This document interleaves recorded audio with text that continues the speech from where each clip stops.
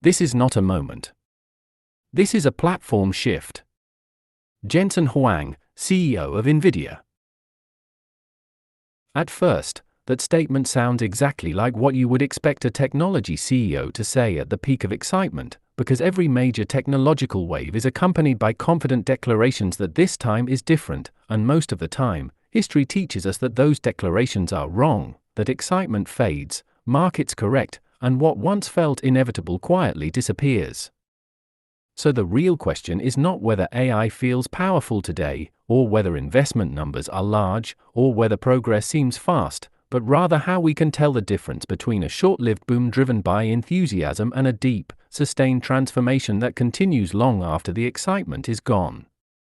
Because if you look closely, human intuition is remarkably bad at recognizing long-term growth while it is happening, especially when that growth begins in slow, technical, and unglamorous ways.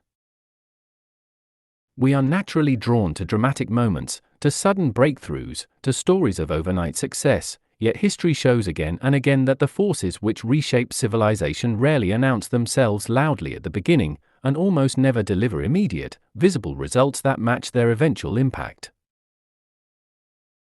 If we go back to ancient history, one of the clearest examples is the Roman road system, which was not celebrated as a revolutionary innovation at the time, did not immediately create wealth, and did not win wars on its own, yet by making movement predictable, cheap, and reliable across vast distances, it quietly enabled trade, administration, cultural exchange, and military coordination on a scale the world had never seen before, allowing an empire to grow not because of a single moment of brilliance but because of a system that compounded its benefits over centuries. The same pattern appears when we look at the steam engine, which is often described as the trigger of the Industrial Revolution, even though early steam engines were inefficient, expensive, and in many cases worse than the water-powered systems they were supposed to replace, leading many observers at the time to conclude that the technology was overhyped, missing the fact that the real transformation would only happen once factories, cities, and labor systems were redesigned around this new source of power, a process that took decades rather than years. Electricity followed an almost identical path, where early electric factories showed little to no productivity gains because they simply replaced steam engines with electric motors without changing how work was organized, and it was only when entire systems were rethought, when machines were rearranged, workflows redesigned, and buildings restructured, that electricity revealed its true economic power, long after the initial excitement had faded.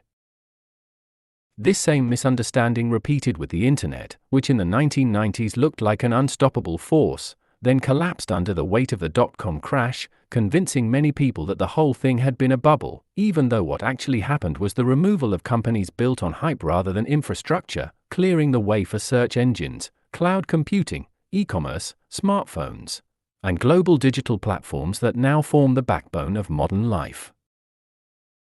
The lesson hidden inside all these examples is not that new technologies fail, but that we consistently judge them using the wrong time scale, expecting immediate returns from systems that require long periods of adaptation, coordination, and restructuring before their full impact becomes visible. This misunderstanding is not limited to civilizations or technologies, it happens at a much smaller scale in the world of startups, where countless companies with genuinely good ideas fail not because the ideas lack value, but because the people building them confuse speed with progress, growth with stability, and excitement with sustainability.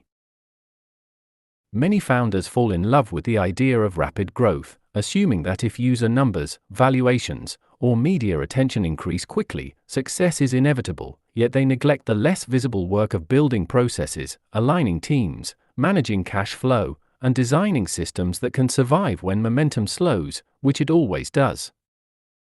Others chase quick results because investors demand fast returns, pushing startups into premature scaling, expensive expansions, or unrealistic promises that eventually collapse under their own weight, while some teams fracture internally as founders disagree on vision, control, or risk, turning internal conflict into a more serious threat than any external competitor. In all these cases, the failure is not caused by the absence of innovation, but by the dominance of short-term thinking, the same mindset that leads people to dismiss foundational technologies when they do not immediately deliver dramatic results. This brings us back to AI, which feels unusually powerful and unusually fast, leading many to ask whether it is simply another bubble that will plateau once the excitement wears off. Yet this question itself reveals how little we have learned from history, because AI is not merely making existing tasks faster or cheaper, but is changing the economics of intelligence itself by allowing systems to learn from data, improve with use, and scale cognitive work in a way that was previously impossible. What makes this moment confusing is that we are currently in the least impressive phase of transformation, the infrastructure phase, where progress looks like data centers, energy constraints, chip manufacturing, training costs, and incremental improvements, all of which feel technical and uninspiring, much like roads, power grids, and early factories once did, even though they later enabled entire civilizations and industries to emerge. The key distinction between a short boom and sustained growth is not how exciting a technology feels, but whether it integrates across many domains, reduces costs over time, and reorganizes how society functions, and by that standard, AI fits the pattern of general-purpose technologies like writing, electricity, and the internet far more closely than it fits the pattern of temporary trends.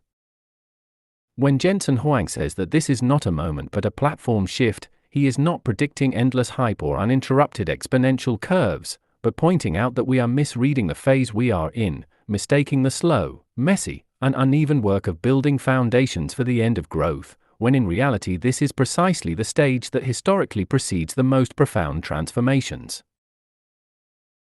The deeper question, then, is not whether AI or any other foundational technology will slow down, because all growth eventually does, but what the world will look like when these systems become so deeply embedded in everyday life that we stop noticing them altogether, the same way we no longer marvel at electricity, the internet, or GPS even though modern society collapses without them.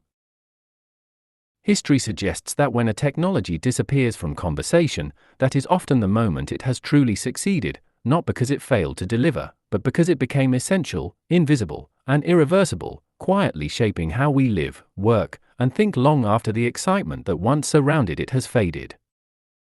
And that is why real growth rarely looks like a boom, because the transformations that matter most do not arrive with fireworks, but with foundations, patience, and the slow accumulation of changes that, once complete, make it impossible to return to the world that existed before.